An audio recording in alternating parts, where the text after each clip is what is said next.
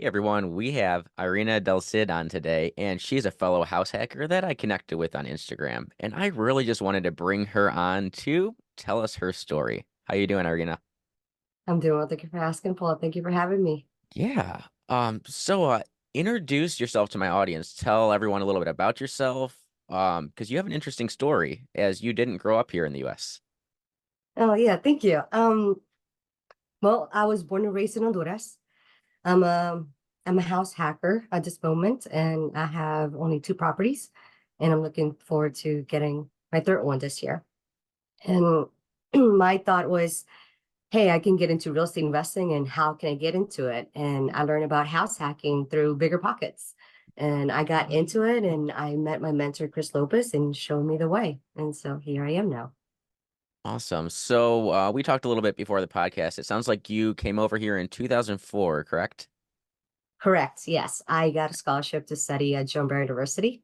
It was a scholarship based on academic performance, and I moved here 20 years ago. It was that was Awesome. 20 years ago.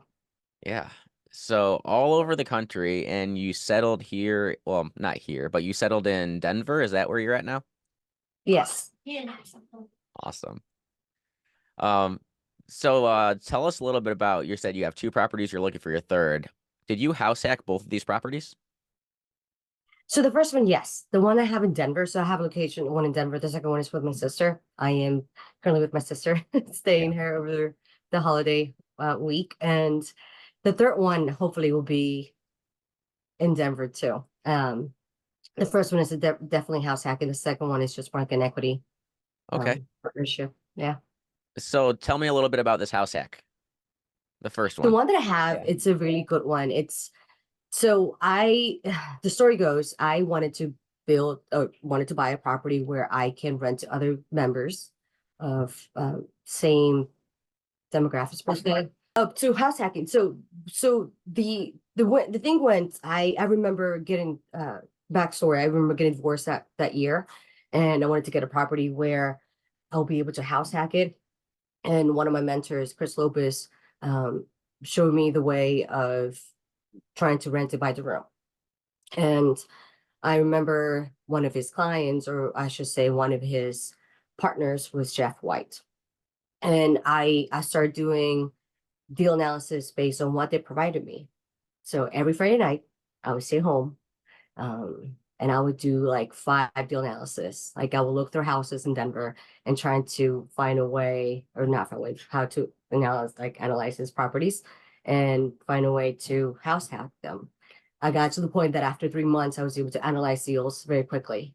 You do five every week and then or every day, and then you get that practice. So when I got this house, I remember it was back in the fall. It was in the winter, around December time. And it was a house that had three bedrooms, two bathrooms. And I was trying to find a way and a strategy. Sometimes it came out like, well, I can do short term, I can do this midterm. And it was Jeff White who came to me and said, oh, you know what? This lower level, which is the garden level, which is the one bedroom, it's so big you can split it in two. And I was like, is that right? And so I came and did the drawing, and we set it up to where I could split it in two, and I converted that one bedroom into two bedroom, doubled my income. And I started reading about furnish finders. They had a 29-page book online, and I devoured it within, half an hour or so, or the one day. And I looked at, opportunities where I can service this to mid-term rentals, tenants. And I looked at the niches and I said, okay, this is what I can do. And I start like furnishing the whole house and start renting it by the room. And it's been 2.5 years now since then. All right. Run us through some numbers if you don't mind. Like, what was your purchase price? What are you renting these rooms out for? For sure. So the purchase price was 425 Okay. and 425,000, I should say. Yes. um, I did put some money into it. I would say another 20,000 to between renovations. It was 18,000 altogether. Like it took me like 8,000 to do the adding the walls because there was a whole structure of the wall, the doors, some of the garage too, and then I renovated the kitchen. and I added storage pantries because it was going to be 4 rooms. I knew I needed pantry and storage for Yeah. all the tenants to put their food in. And I started renting them 700 or seven, yeah, 700 back then. Um, and then I had 2 garages. I forgot to tell you, I have a 2-car garage. And so the bigger rooms that have access to the garage, it was an additional $50. And in Denver, that's a huge thing. Like, snow coverage and everything. Yeah. As the year progressed, I would include like I would increase the rent by $50 or $75. Now I do rent it. The bigger rooms is $900, and then 800 for like the smallest room per se. So it's like 3 bedrooms, so it's 900, 850, and 800 for each room. And these are fully furnished properties. Like, I mean, property, I should say. Like, they come in only with the clothes, nothing else. So they have their own TV. That's the thing that I study at the Furnish Finder, like 29-page booklet. Like they have travel nurses. This is the niche that I found, like, because my property where I bought it's only 23 minutes away from the airport and then 4.3 miles to the biggest hospital in Colorado. So, and it's straight down the line, no traffic, it's just 10 minutes, 12 minute drive. Um, I studied that they prefer places where they had, excuse me, washer and dryer, I should say, and then they had their own TV, and they had places that are very secure. So I installed security cameras. This is all included in the 18,000. Yeah. The property, the bedrooms, or I should say the beds are fully furnished. So TVs, beds, armor, anything you can think of, Instapots, Keurigs, Yeah. yeah. So that's how I did it. Awesome. So are you still living in this property or did you move out of that one? No, I still live in that property. Awesome. So I'm trying to get the other one where I can move out. And then hopefully I will cash flow. At that point, if I do rent it by the room, I can rent my other room too for $900. And Awesome. I'll cash flow like 500 at that point. Yeah, With all nice. expenses paid, everything. Like, yeah. So And you have someone paying off your property for you. yes. And so I believe in win-win relationships for sure. Yep. So for me, I wanted to provide a property where I feel safe and it was cozy, aesthetically pleasing, and I can provide affordable housing in Denver. That's a huge problem in Denver right now. And so I wanted to provide this opportunity to other professionals like me. Awesome. And how do you vet people coming in, or do you really just bring in anyone off of Furnish Finder, or do you market anywhere else? How does this work?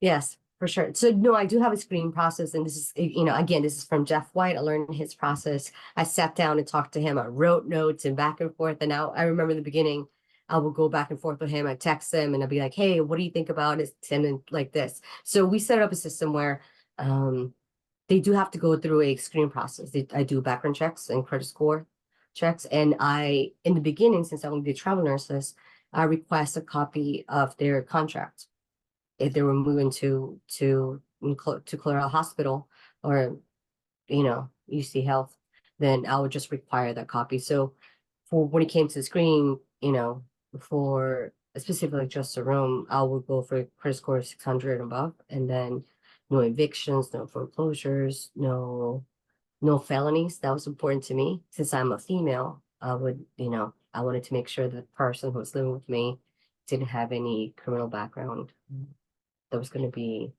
not just a hassle for, not a hassle, but like a safety issue for me, but also my other tenants.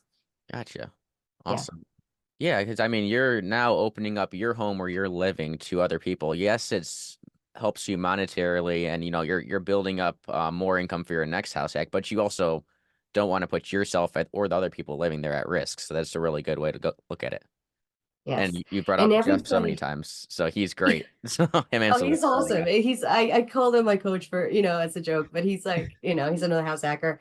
But biggest thing for me was I wanted to make sure that the property, because I travel a lot. I look for work. I failed to mention this. I'm an internal auditor for electrical construction companies, so I travel quite often for work too.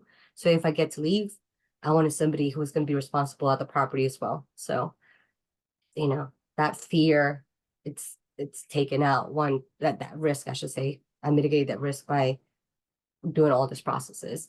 And I'll tell you something, like there's so many inquiries I get sometimes, but I tell them process. I have templates. I send them the response. Here are the requirements. And you can tell whoever is serious will go through a process, you Right. know.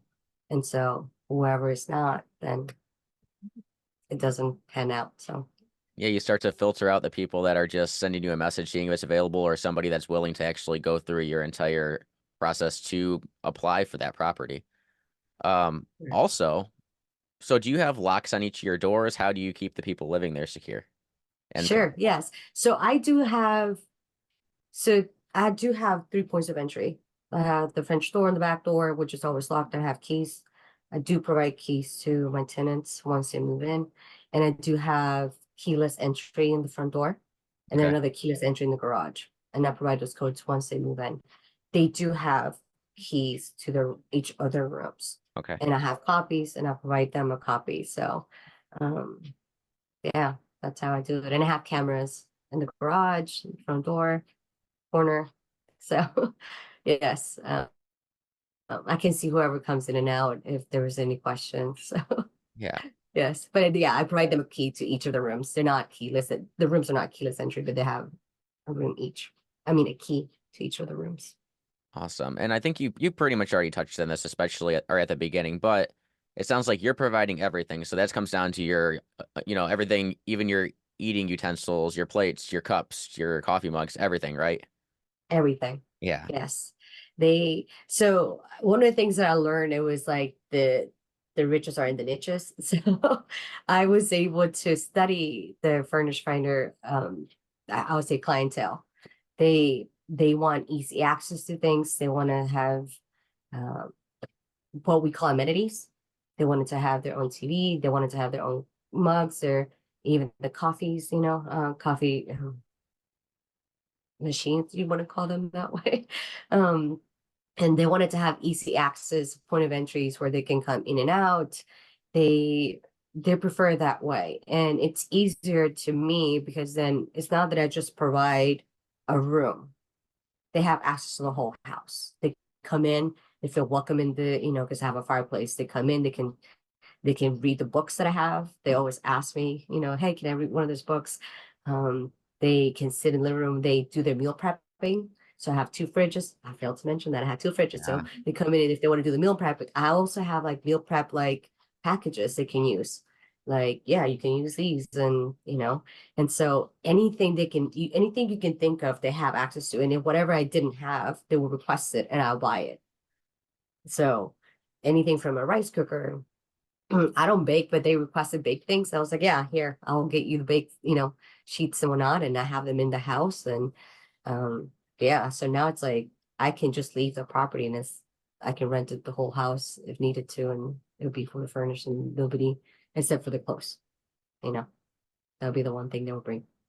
All right. So I'm curious here. Now you're looking for your second house hack. And when you leave this house, how do you think it'll go? Like, because now there's not that one person that owns the house living there to kind of keep track of it. Do you have systems in place, or are you kind of already carrying over what you already have? And how's that going to look as far as you not living in a room by room rental with 4 people living there and you not being there anymore? Yes, for sure. And great question. I will carry the systems that I have right now because so far, since I do have access, like I do have cameras in place, I can verify, who's coming, who's going. Um, from a security point, perspective. But since I do have the system in place where I screen the tenants, I make sure that everything is in accordance because I do have rule houses. I failed to mention that too. I Yeah. have rule houses. They do sign and say, "Hey, this is the agreed upon rules of the house," and then you just have to abide by them.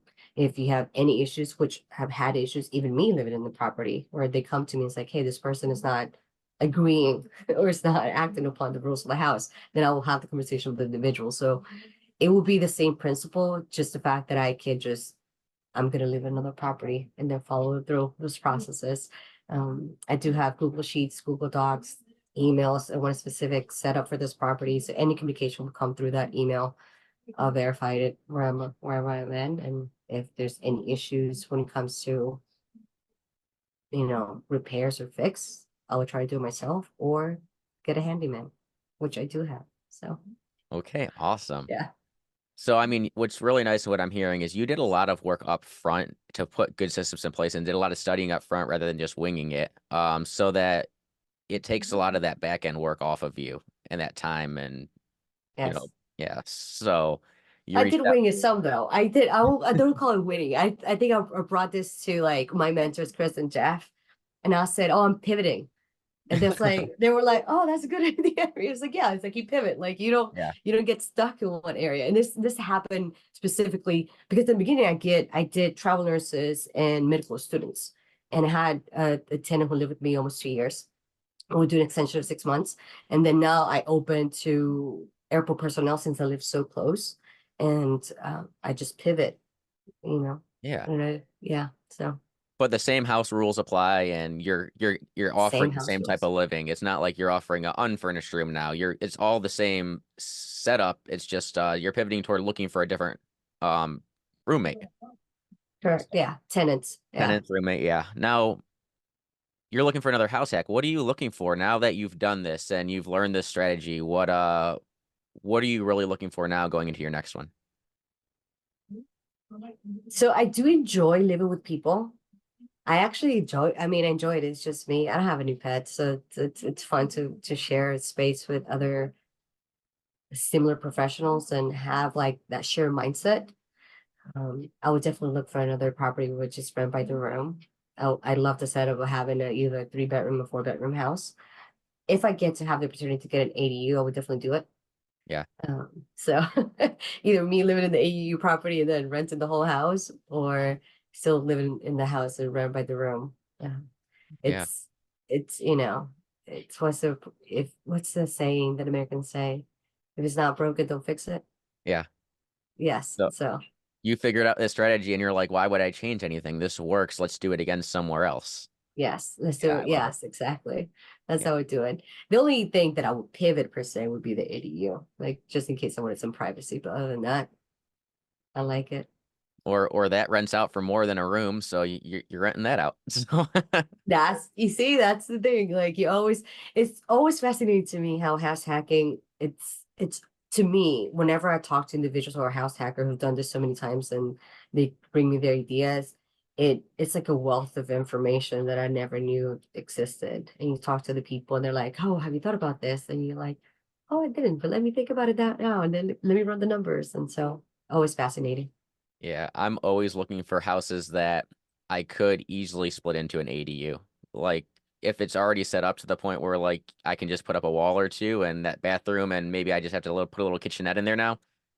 Yeah, Those are like great properties and that's something that nobody else is really looking at. I shouldn't say nobody, but very few people are looking at. very few people. And you could easily Yes, find properties in nicer areas too that aren't already multifamily. So, good point. yeah. You see, I Yeah. might check into that. I might look into that, I should say. Yeah. Yes, So, where can my audience find you if they have any questions about what you're doing? for sure. I'm mostly on Instagram. I think that's how you and I Yep. connected. Yeah. Irina Creating is my Instagram login, and then LinkedIn. I'm usually in LinkedIn too. So Irina, they'll see it. They will find me there too as well. Awesome. I So will definitely put both of those in the description of the video so they could find you. thank you. And I do like to ask all my guests because we're all learning, we're all trying to get more knowledge. Whether it's real estate related or not, what's a podcast or YouTube channel that you really enjoy following? Oh, real estate related. I'm digging into one of my friends, Aviva Sylvan Reach, commercial real estate, Secrets of Commercial Real Estate podcast. Okay. And then non-related to real estate, I should say the Tim Ferriss show. I'm Okay. obsessed sometimes. I will go into it and be like, listen to like 3 podcasts at a time, or not a time, within back to back. He's really good. I like his Awesome. podcast. Yes. Thank you for asking. Yeah, no problem. So before we wrap this up, what's one thing that you'd really like to leave my guests with? Something that I would say the new person just getting into house hacking and researching this. Oh, that is great. Think about win-win relationships. I think when you go into real estate investing, sometimes the the notion is that you're going to go in and cash flow and make all this money and get rich quick and whatever the negative connotations we've seen online.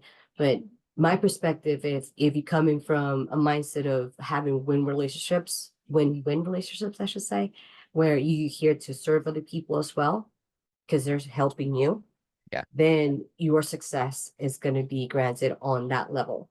Because if you thinking, hey, I'm here to provide a service or purpose and help this other individual because as they're helping me, it wins, both party wins. So Yeah. I love that's it. how I operate. Yes. Yes.